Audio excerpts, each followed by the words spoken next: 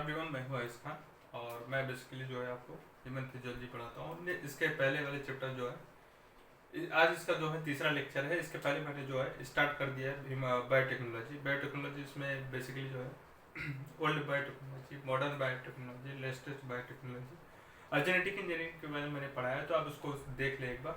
और मेरा ये यूट्यूब चैनल है @biology by आयुष, आपको दिख रहा है। इसको सब्सक्राइब कर लो ताकि आप तक नोटिफिकेशन जा सके और लेक्चर जब अपलोड हो यहाँ पे तो आपके पास नोटिफिकेशन जाए तो आप इसको लेक्चर को आसानी से अटेंड कर सके। @biology by आयुष ये मेरा यूट्यूब चैनल है, तब इसको सब्सक्राइब करने के लिए भी आप सुनिए देना। तो आज स्टार्ट करते हैं ह्यूमन रिप्रोडक्शन का बेसिकली ये तीसरा लेक्चर है। इसके पिछले दो लेक्चर में मैंने जो है मेल का एक्सटर्नल जेनिटल एरिया पढ़ा चुका है और ट्रांससेक्शन ऑफ सेमिनिफेरस ट्यूब्यूल हो गया है और इंटरनल स्ट्रक्चर ऑफ टेस्टिस हो गया। तो मैं उसको एक बार दोबारा रिवाइजन करा देता हूँ आपको, जो भी लेक्चर हो गया उसको आप देख लें एक बार। तो मैंने transverse section of internal structure of testis के बारे में पढ़ाया है। इंटरनल टेस्टिस के बारे में बताया है कि जो इसकी बाहरी वाली लेयर होती है, बाहरी वाली परत होती है, उसको बोलते हैं ट्यूनिका वेजिनलिस। ट्यूनिका वेजिनलिस क्या होती है? सिंगल होती है, फाइब्रस होती है, इनकम्प्लीट होती है। उसके बाद होती है tunica albuginea. Tunica albuginea basically क्या होती है? ये कंपार्टमेंट को बनाती है सेमिनिफेरस ऑफ ट्यूब्यूल। ये 1 से 3 भी हो सकती है, मतलब 1 भी हो सकती है, 2 भी हो सकती है, 3 भी हो सकती है। ये वेस्कुलर होती है, बट तीसरी वाली लेयर जो होती है वो होती है ट्यूनिका वेस्कुलरिस। ये ट्यूनिका वेस्कुलरिस जो होती है हाईली वेस्कुलर होती है।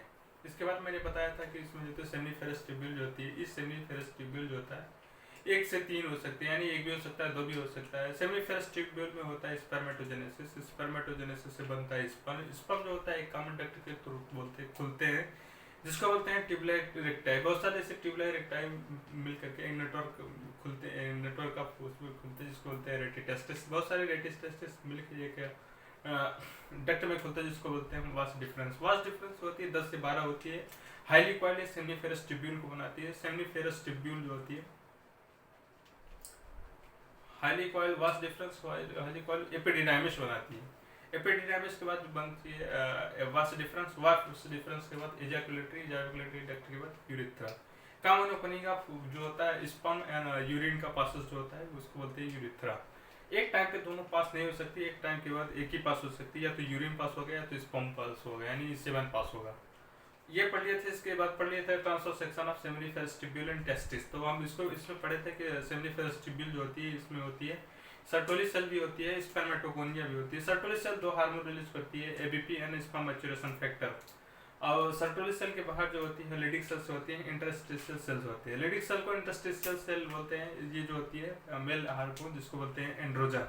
एंड्रोजन या टेस्टोस्टेरोन रिलीज करते हैं, जिसको बोलते हैं मेल हार्मोन एंड्रोजन।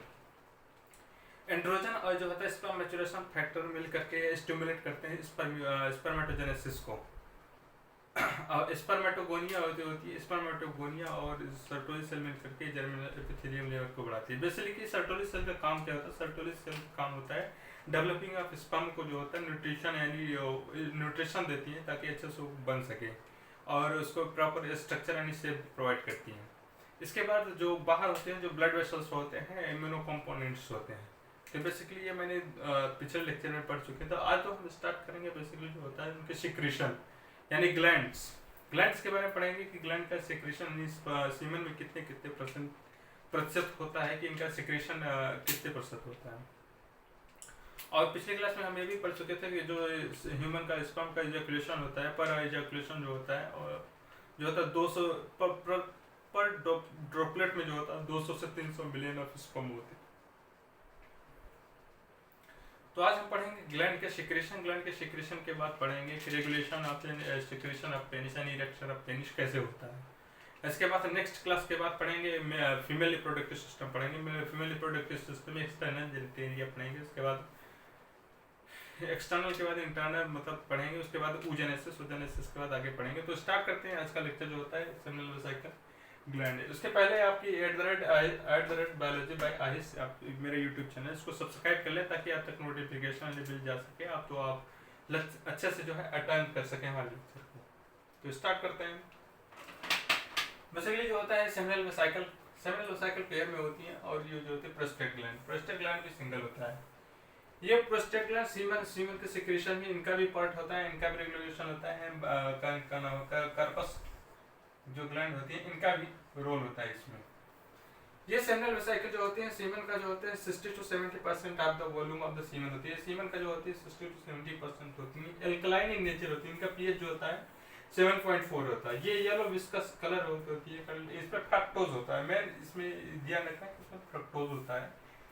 फीमेल ओवा में जो होता है कि उसमें फ्रक्टोज नहीं होता, मेल में जो होता है वो तो फ्रक्टोज होता है, यानी सीमन में जो होता है फ्रक्टोज का होता है। अगर किसी भी लेडी या किसी भी महिला का जो होता है रेफ होता है तो उसको ये टेस्ट किया जाता है कि इसके अंदर जो वेजाइना के अंदर है इसमें फ्रक्टोज है कि नहीं। अगर फ्रक्टोज है तो ये पता चल जाता है कि इसका रेप हुआ है, क्योंकि इस फीमेल में जो होता है फ्रक्टोज नहीं होता है, मेल के स्पर्म में यानी मेल के सीमन में ही फ्रक्टोज पाया जाता है। तो इसको बोलते हैं फ्रक्टोज टेस्ट।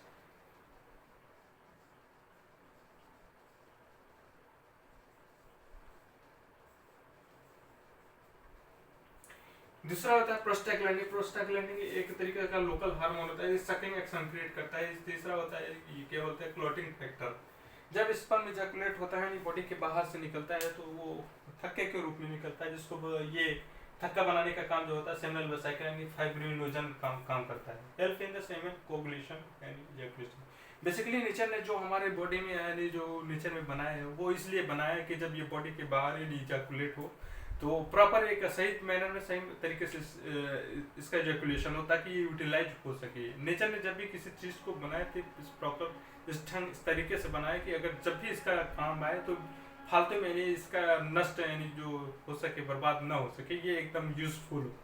इसलिए जो उसको बनाया कि क्लॉटिंग फैक्टर यानी क्लॉट करके जब भी बॉडी से बाहर निकलता है तो क्लॉट के थके फॉर्म में निकलता है। सेकंड जो होता है ग्लैंड होती है प्रोस्टेट ग्लैंड। प्रोस्टेट ग्लैंड ये जो होती है सीमन का जो होती है 20 to 25% volume of the semen होता है। यह स्लाइटली एसिडिक होता है, इसका पीएच जो होता है 6.5 होता है। मिल्की फ्लूइड होती है, सीमन जो होता है मिल्की फ्लूइड होता है। इसमें कंटेंट क्या होता है सिट्रिक एसिड होती है। सेमिनल वेसिकल सेमिनल वेसिकल जो होती है सिट्रिक एसिड प्रोड्यूस नहीं करती, prostate gland citric acid produce करती है। प्रोटियोलाइटिक एंजाइम होता है इसमें फाइब्रिनोलाइसिन, इसमें फाइब्रिनोजन होता है, इसमें फाइब्रिनोलाइसिन होता है। बेसिकली कहने का मतलब ये है कि ये फाइब्रिनोजन ये थक्के बनाने का काम करता है, ये थक्के को तोड़ने का काम करता है। जब वेजाइना के अंदर जो होता है सीमन का सिक्रेशन हो जाता है, इजैकुलेशन हो जाता है तो ये थक्के को तोड़ने का काम करता है ताकि स्पर्म जो है आसानी से बाहर निकल सके। ये सेमिनल प्लाज्मा जो होती है ऐसे एंटीबायोटिक्स की तरह होती है, एंटीबैक्टीरियल एजेंट भी होते हैं। तीसरा ग्लैंड जो होता है ये कॉपर्स ग्लैंड होता है। कॉपर्स ग्लैंड क्या होता है पेयर में होता है। During the sexual arrows the secret of the alkaline fluid into the urethra that protect the passing sperm by the neutralized acid from urine to urethra. Also secret lubrication of penis यानी ये semen का जो होता है 2.5 to 5 ml होती है। कहने का मतलब होता है कि जो पेनिस होता है उससे जो होता है कि यूरिन भी पास करता है, सीमेन भी पास करता है। सीमेन जो होता है क्या बोलते हैं यूरिन जो होता है वो एसिडिक नेचर होता है, कंटिन्यू फ्लो होने से जो होता है यूरिन का जो पाथ होता है रास्ता होता है वो एसिडिक हो जाता है। तो एसिडिक होने से क्या होता है कि अगर स्पर्म उस रास्ते से आएगा तो स्पर्म वहीं पे मर जाएगा यानी डेड कर जाएगा, न्यूट्रल उसको आगे बढ़ने ही नहीं दिया जाता। तो नेचर की इसको रोकने के लिए एक ग्लैंड बना है जिसको बोलते हैं Cowper's gland. Cowper's gland basically urine के पासेस के रास्ता को न्यूट्रलाइज करता है ताकि स्पर्म अच्छे से आगे पास हो सके और उसका यूज हो सके। ये जो होता है उसको न्यूट्रलाइज करने का काम करता है। या वो जो होता है सीक्रेट इरेक्शन ऑफ पेनिस यानी क्या बोलते हैं उसको लुब्रिकेशन ऑफ पेनिस, ये लुब्रिकेट करता है पेनिस को। इसका जो होता है 2.5 to 5 ml ऑफ सीमन होता है। तो एक बार फिर से आपको रिकैप कर देते हैं। ये सीमेनल वेसिकल होती है 60 to 70% of the volume of the semen होती है। ये अल्कलाइन इन नेचर होती है, पीएच इसका 7.4 होता है। येलो एंड विस्कस होती है, इसमें फ्रक्टोज सीमन में जो होता है फ्रक्टोज होता है। ये फीमेल में नहीं होता है, मेल में के स्पर्म में होता है। किसी लेडी या किसी महिला का जब रेप होता है तो इसमें फ्रक्टोज पाया जाता है। यही चेक किया जाता है कि फीमेल के वजाइना में जो होता है फ्रक्टोज है कि नहीं। अगर फ्रक्टोज है तो उसको पता चल जाता है कि इस लेडी का इस महिला का जो होता है रेप हुआ। प्रोस्टाग्लैंडिन एक लोकल हार्मोन है, सकिंग एक सीक्रेट करता है। ये तीसरा है क्लोटिंग फैक्टर ऑफ फाइब्रिनोजन। जब भी स्पर्म का इजैकुलेशन होता है तो थक्के के रूप में होता है, यानी क्लोटिंग फाइब्रिनोजन यही बनाता है उसको थक्के के रूप में। Help in semen coagulate in ejaculation, जब भी इजैकुलेशन होगा थक्के के रूप में होगा। दूसरा होता है प्रोस्टेट ग्लैंड सिंगल होती है। यह सीमन का जो होता है 20 to 25% volume of the semen होता है। Slightly acidic and fluid nature होता है। इसका पीएच जो होता है 6.5 होता है। Milky and fluid in that contains, इसमें सिट्रिक एसिड होता है, प्रोटियोलाइटिक एंजाइम से फाइब्रिनोलाइसिन, इसमें जो होता है फाइब्रिनोजन होता है, इसमें जो होता है फाइब्रिनोलाइसिन। कहने का मतलब ये है कि ये फाइब्रिनोजन ये थक्के बनाने का काम करता है, ये थक्के तोड़ने का काम करता था कि इस पर इजैकुलेट आसानी से हो सके, यानी वजाइना के अंदर आसानी से रिलीज हो सके। ये सेमिनल प्लाज्मा प्रोटीन इंटेजिंग बैक्टीरिया। तीसरा ग्लैंड जो होता है पेयर में होता है। सेमिनल वेसिकल और कार्पस ग्लैंड दो ही पेयर में होते हैं, सिंगल होते हैं। एग्जाम में पूछा गया है कि इसमें कौन कौन सा पेयर में होता है, तो याद रखें सेमिनल वेसिकल जो होता है पेयर में होता है, कार्पस ग्लैंड पेयर में होता है, प्रोस्टेट ग्लैंड सिंगल होता है। During the sexual intercourse the secreting alkaline fluids into the urethra protect the passing the sperm by the neutralized acidic urine urethra. Also secrete lubrication of penis and 20 to 25 of volume of the semen. ये basically क्या करता है, neutralise करता है जो urine का pasta होता है। कंटिन्यूस यूरिन पास होने से क्या होता है कि यूरिन का जो पेनिस का रास्ता होता है, यूरेथ्रा जिसको बोलते हैं यूरोजेनाइटल ट्रैक, यूरोजेनाइटल ट्रैक के कंटिन्यूस यूरिन पास होने से वो एसिडिक हो जाता है। एसिडिक होने से क्या होता है, अगर स्पर्म इससे पास करेगा तो स्पर्म डेड हो जाएगा। उसको न्यूट्रलाइज करने के लिए ये सिक्रेट करती है एल्कलाइन नेचर, उसको न्यूट्रलाइज करती है ताकि स्पर्म से पास होकर और यूटिलाइजेशन स्पर्म का अच्छे से हो सके। ये जो होता है सीमन का जो होता है 2.5 to 25 ml होता है। ये एक तरीके से मेरा जो मेल का जो सीमन का पार्ट जाता है, सीमन में जितने चीज होते थे उतने मैंने पढ़ा दिया। ये आप इसको अच्छे से उतार लें। नेक्स्ट पार्ट चलते हैं हम, regulation of erection and ejaculation.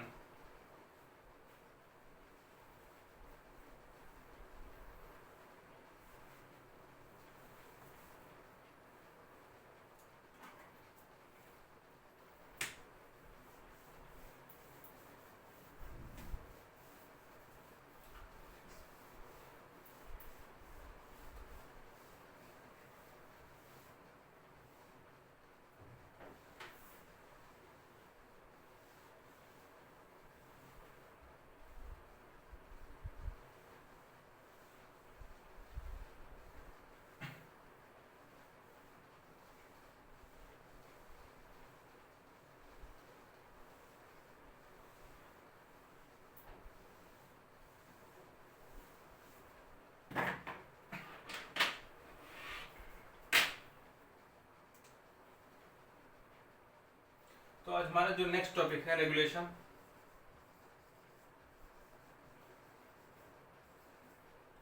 And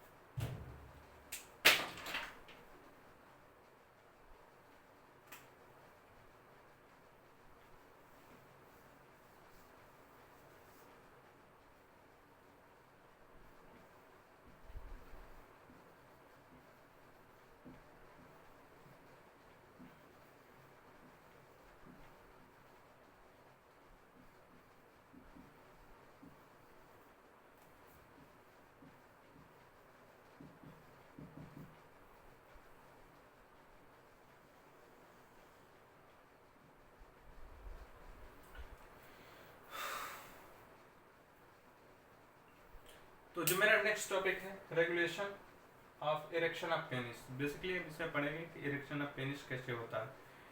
बस सोचो इरेक्शन ऑफ पेनिस न हो तो स्पर्म का जो होता है इजैकुलेशन नहीं होगा, इजैकुलेशन नहीं होगा फर्टिलाइजेशन नहीं होगा, फर्टिलाइजेशन होगा तो जैगोट नहीं बनेगा, जैगोट नहीं बनेगा तो एम्ब्रियो नहीं बनेगा, एम्ब्रियो नहीं बनेगा तो कहने का मतलब होता है एक तरीके से पूरी बेबी नहीं बनेगी। बेबी नहीं कहने का मतलब ये है कि पूरी जो है जनरेशन हमारी नहीं बनेगी। तो इसका मतलब होता है कि इरेक्शन ऑफ पेनिस का होना जरूरी है ताकि स्पर्म का इजैकुलेशन वजाइना के अंदर हो सके। तो हम वही पढ़ेंगे कि इरेक्शन ऑफ पेनिस कैसे होता है। तो स्टार्ट करते हैं। सेंट्रल नर्वस सिस्टम ये collection of neurons collection of neuron होती है। इसमें आते हैं brain and spinal cord.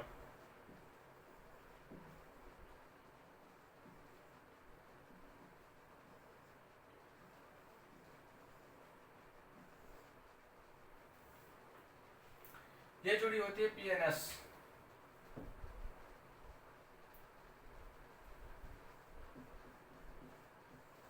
Collection of neuron होता है जिसको बोलते हैं पीएनएस, पैरासिम्पैथेटिक नर्वस सिस्टम। इसमें दो आती है, दो नर्वस सिस्टम आते हैं, इसको बोलते हैं autonomic nervous system, SNS nervous system. Autonomic nervous system ये इनवॉलंटरी होती है,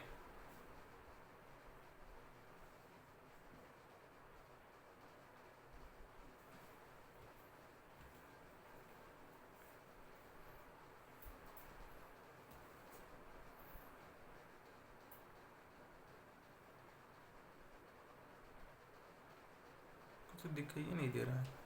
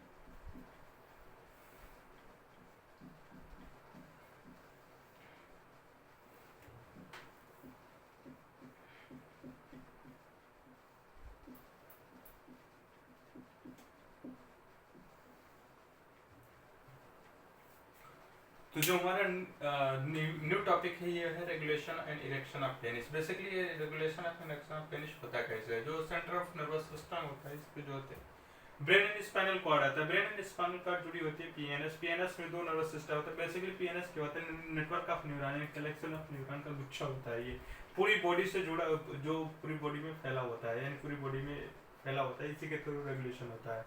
पीएनएस में दो आती हैं, ऑटोनॉमिक नर्वस सिस्टम आती है, एसएनएस नर्वस सिस्टम आती है, यानी सोमैटिक नर्वस सिस्टम होती है और ऑटोनॉमिक नर्वस सिस्टम होती है। बेसिकली ये ऑटोनॉमिक नर्वस सिस्टम होती क्या है और सोमैटिक नर्वस सिस्टम क्या होती है। ऑटोनॉमिक नर्वस सिस्टम जो होती है ये इनवॉलंटरी होती है, ये जो होती है वॉलंटरी होती है।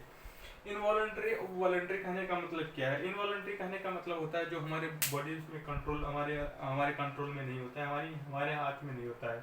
एसएनएस कहने का सोमैटिक नर्वस सिस्टम क्या होती है, सोमैटिक नर्वस सिस्टम बेसिकली ये होते हैं जो हमारे कंट्रोल में होता है। वॉल्यूम क्या होती है, इनवॉलंटरी वॉलंटरी। वॉलंटरी कहने का मतलब होता है जो हमारे कंट्रोल में होता है, इनवॉलंटरी कहने का मतलब जो हमारे कंट्रोल में नहीं होता। तो बेसिकली जो हमारे इजैकुलेशन होती है वो इनवॉलंटरी प्रोसेस होती है। ये और जुड़ी होती है एएनएस, यानी पीएनएस जुड़ा होता है किससे, एएनएस। एएनएस में दो चीजें आती हैं, पैरासिम्पैथेटिक नर्वस सिस्टम आती है, सिम्पैथेटिक नर्वस सिस्टम आती है। पैरासिम्पैथेटिक नर्वस सिस्टम ये एक्ट करती है जब रिलैक्स, मतलब बॉडी पूरी तरीके से रिलैक्स स्टेट में रहती है तब काम करती है।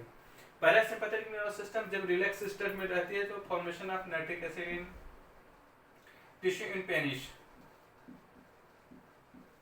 जब ये रिलैक्स स्टेट में रहती है तो नाइट्रिक एसिड जो कि formation of nitric acid in local tissue of penis, ये नाइट्रिक एसिड बनाती है। नाइट्रिक एसिड बेसिकली करती क्या है, नाइट्रिक एसिड जो होती है डायलेशन ऑफ ब्लड वेसल्स, ये करती है dilation of blood vessels and relaxation of smooth muscle. Dilation of blood vessel, relaxation of smooth muscle, ऐसा करने से होता क्या है कि वहाँ पे जो ब्लड वेसल्स होते हैं छोटी छोटी कैविटी, इन्हीं साइनस बन जाती है, साइनस जिसको बोलते हैं। कैविटी बनने से क्या होता है कि ब्लड का तेजी से फ्लो होता है, ब्लड का तेजी से फ्लो होने से जो होता है पेनिस का इरेक्शन हो जाता है, यानी कि इरेक्ट हो जाता है। और इरेक्ट होने से जो होता है क्या बोलते हैं, इरेक्शन हो जाता है, पेनिस का इरेक्शन हो जाता है। ब्लड में तेजी से छोटी छोटी कैविटी में जो होता है ब्लड का तेजी से फ्लो होने से इरेक्शन हो जाता है।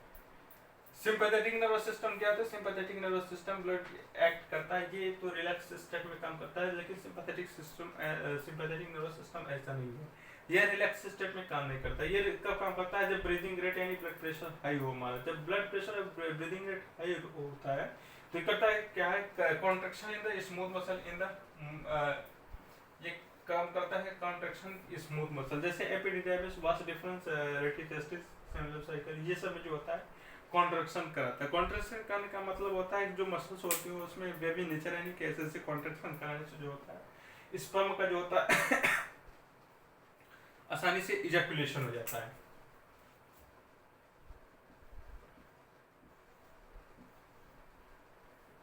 तो एक बार रिकैप कर देते हैं फिर से दोबारा।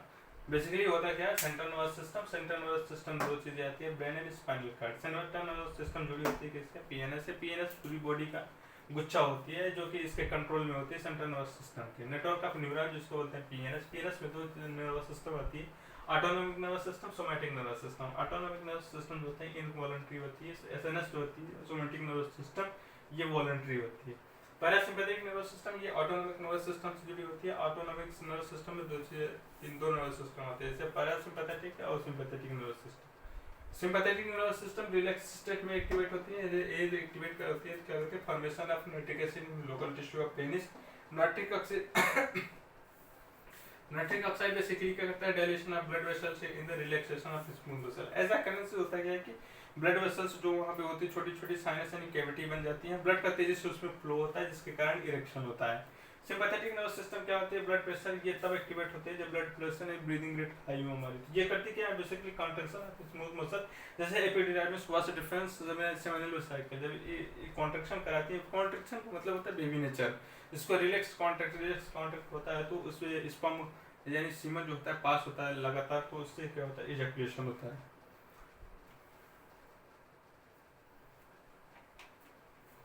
तो आप नोट कर लें।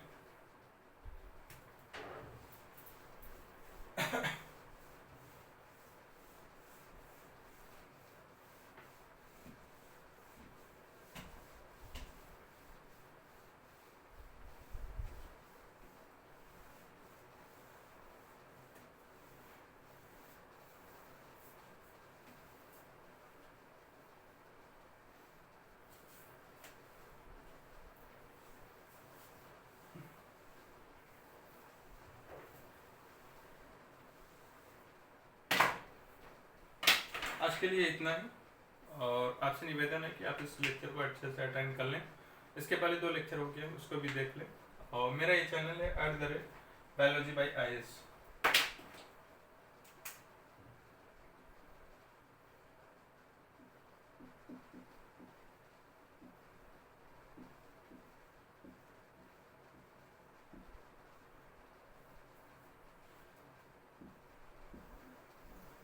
इस चैनल को आप सब्सक्राइब कर लें ताकि आप तक नोटिफिकेशन जा सके और अच्छे से आप इस लेक्चर को अटेंड करें। इसके बाद जो हम पढ़ेंगे उसमें पढ़ेंगे बेसिकली फीमेल पार्ट पढ़ेंगे, फीमेल रिप्रोडक्टिव सिस्टम स्टार्ट करेंगे। फीमेल रिप्रोडक्टिव सिस्टम जैसे एक्सटर्नल इंटरनल पढ़ेंगे। उसके बाद oogenesis spermatogenesis, male part female part cover हो जाएगा। फिर उसके बाद मेस्टोसाइकिल, फिर उसके बाद पास्चुरेशन, मेस्टोसाइकिल के बाद पास्चुरेशन, इम्प्लांटेशन, यही सब पढ़ेंगे। उसके बाद मेरा जो रिप्रोडक्शन जो है चैप्टर एंड हो जाएगा। तो आज की क्लास यहीं से एंड करते हैं। बहुत बहुत धन्यवाद आप लोगों को।